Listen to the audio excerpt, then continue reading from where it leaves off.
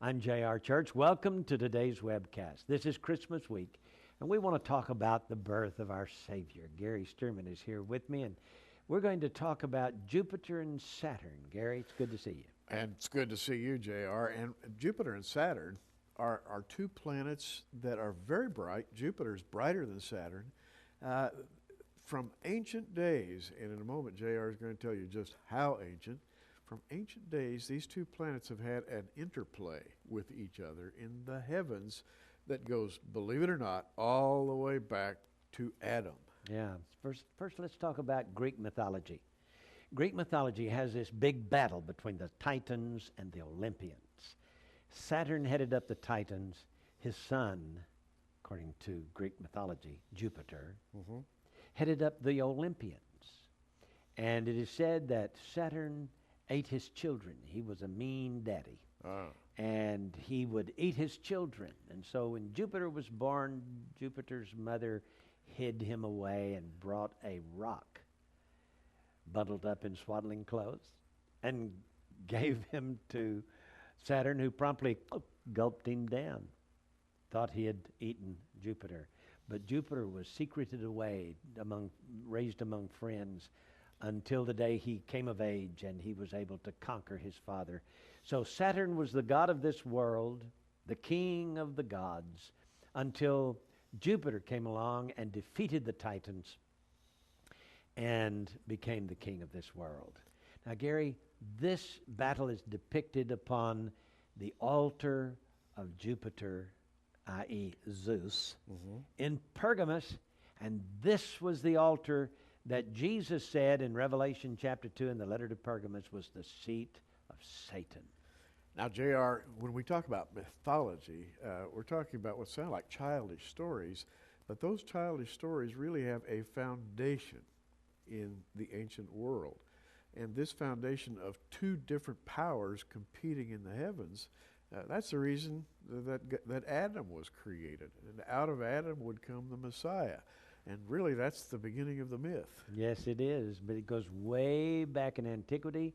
And let's just park here for a moment in Genesis chapter 49 to tell you that Leo the lion is the symbol of the tribe of Judah.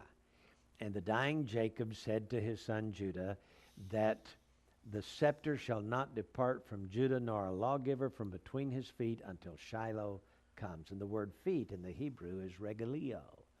It's a veiled reference to the king's star between the feet of Leo, right in the very heart of Leo. It's called Regulus. The Romans called it Rex, which means king. And we get from Regulus the idea of regulations or laws, and regal, all right? So this figures into it as well, because from the heart or between the feet, the front paws of Leo, will come Shiloh, the Messiah. Now, let me just say something quickly. Lest we get too complex here, there is the ecliptic. There's a sort of an imaginary line in the heavens where all the planets travel, and you can watch them, stand in your backyard and see them go by year after year. This star you're talking about in Leo, Regulus, is on that line. Yes, We're it very is. close to it. And Jupiter and Saturn are also on that line, and every now and then the three of those lights in the heavens will come together. Yeah. And in what the astronomers refer to as a conjunction. And there the story gets interesting. Yeah, very, very rare. So let's go to the first day of creation. I mean, when God said, and let there be light, all right? 4 days later, he made the sun and the moon and the stars, and he said, these will be for signs, all right? Not only for seasons and days and years, but signs. So then Thursday evening comes along, and this is the beginning of the sixth day.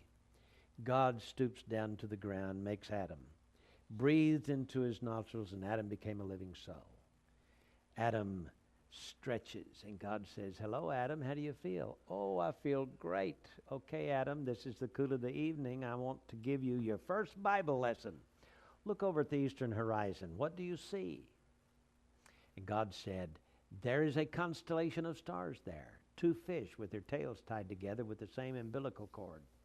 And right there on one side, with one fish coming out of that is a planet. It is Jupiter. And we call him Jupiter for lack of a nice English Jupiter, okay? To the Greeks, it was Zeus. And there's no telling what his name was, in the other cosmologies earlier than that. But nevertheless, God said, that planet represents my son, and it's going to be born of the fish. Now, Gary, the twin fish with the umbilical cord tying them together is Jacob and Esau. Mm-hmm. It's got to be. What else could it be? Well, and so we have this fascinating shall we say, story that begins on the first night, on the first evening at sundown, at 7:14 in the evening. Adam sees Jupiter in Pisces. But then God says, stick around for a while. It's 8 o'clock, then it's 9 o'clock, then it's 10 o'clock, then it's 11 o'clock, and finally it's midnight. And God says, Adam, now look over the eastern horizon. What do you see? You see another constellation by the name of Leo, the lion. And right in the heart of lion, between the feet, is the king star called Regulus. And it's in the handle of a sickle that goes up and out through the mouth like a two-edged sword in Leo. But sitting right